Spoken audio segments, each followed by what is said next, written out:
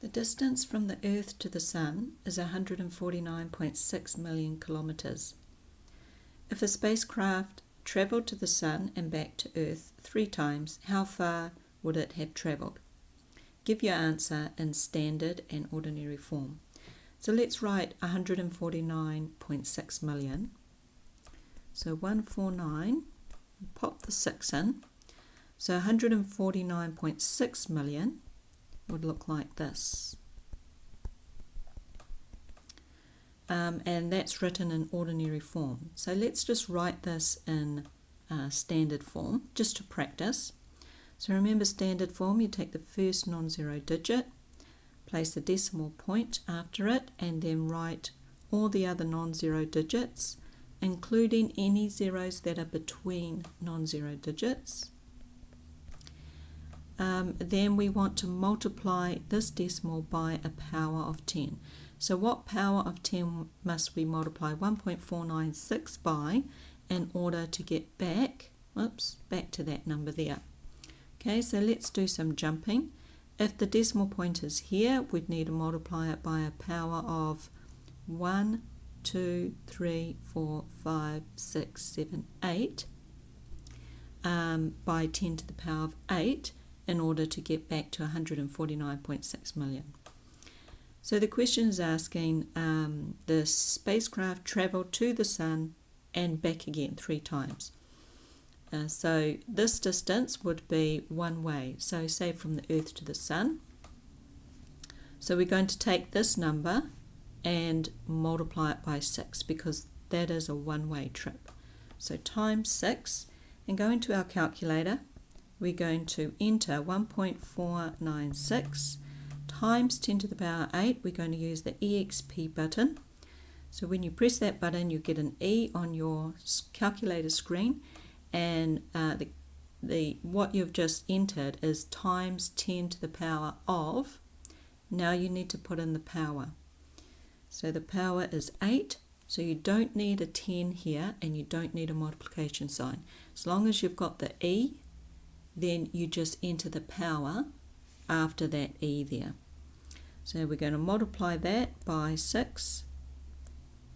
And the calculator gives the answer to us in ordinary form. So let's just write that, ordinary form.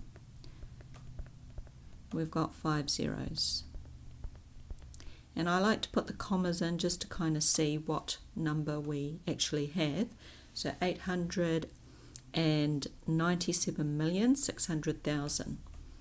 Now if we want, on our calculator, we can change that to standard form, and we use the Shift menu button. Okay, and if you scroll down to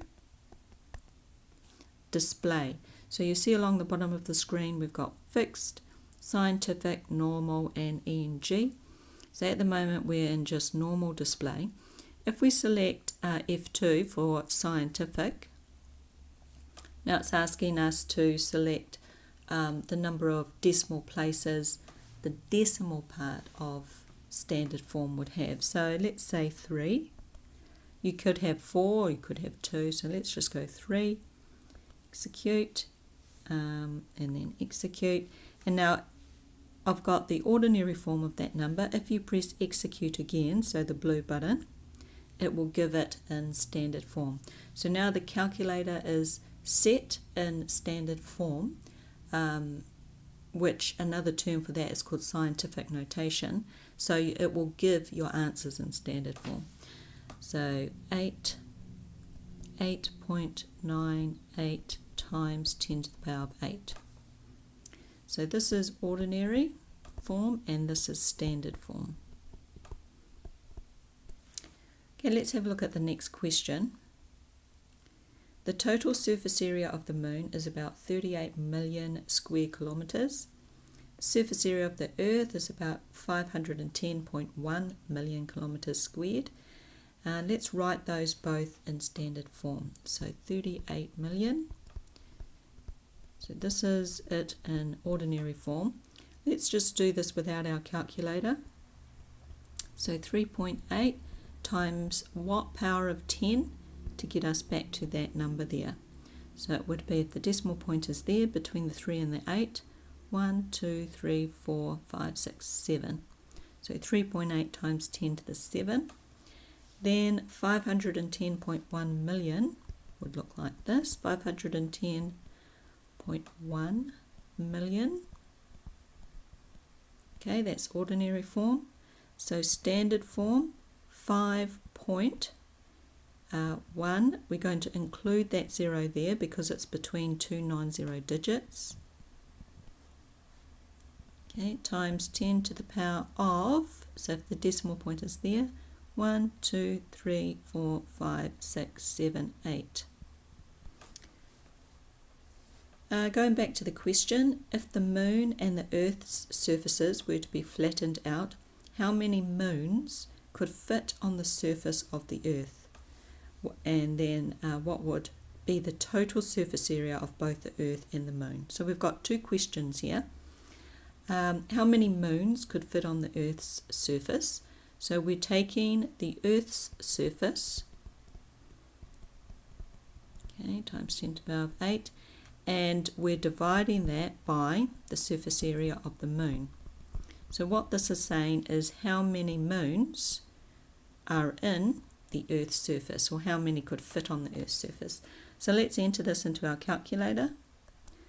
5.101 exponent times 10 to the power of 8 divided by 3.8 exp button 7. So 1.34 times 10 to the power of 1. 1.34 times 10 to the power of 1. Now 10 to the power of 1 is just 10. Okay, so this is standard form. But just so that you can see, 1.34 times 10 to the power of 1 is the same as 1.34 times 10, which is the same as 13.4. So if we're thinking about this practically, the moon's surface could fit on the Earth's surface 13.4 times. The last part of this question says, what would be the total surface area of both the Earth and the moon? So total surface area, we are adding these two numbers, plus times 10 to the 7. I'm just going to go back to my calculator and change it back into ordinary form, just so that we can get a little bit of practice changing our calculator. So I'm going to go F3 for norm. Okay, execute. So now if I plug in my my sum here, so 5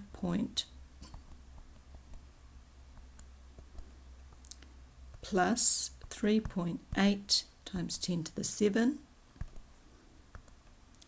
Okay, so that gives me 5481 with 5 zeros. Let's practice changing this into standard form. 5.481 times 10 to the power of 3, 4, 5, 6, 7, 8. Okay, you could have a go at this question. Pause the video now and have a go.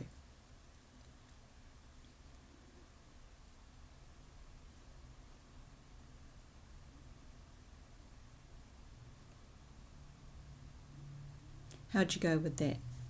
So let's have a look at this. The size of a particular atom is 3 times 10 to the negative 10 meters. If 4,000 of these atoms were lined up in a row, what would be the approximate total length of these atoms in a row? So size of an atom times 10 to the negative 10 meters. If we've got 4,000 of these in a row, then we're going to multiply that number by 4,000. So on our calculator, 3 times 10 to the, okay, so we're going to go negative 10 here, so that's the power, times 4,000 equals 1.2 times 10 to the power of negative 6. Okay, so this is a really, really small number. So what we're going to do is write 1, 2, like that. So that 1.2, I'm just writing those digits, 1 and 2. And so at the moment the decimal point is here. So we're going to multiply by 10 to the negative 6, which means we're going to move our decimal point back to the left 6 spots. And when we do that, so if I move it back 1 spot, that's the same as dividing that number by 10.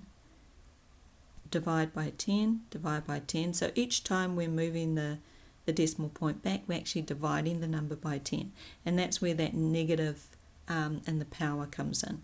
So 1, 2, 3, 4, 5, 6. So our decimal point will end up here. And in these spots here, we would have zeros. Okay, so 1, 2, 3, 4, 5, 6. So if I just rewrite that number again, it would look like this. 12 meters. And that's ordinary form.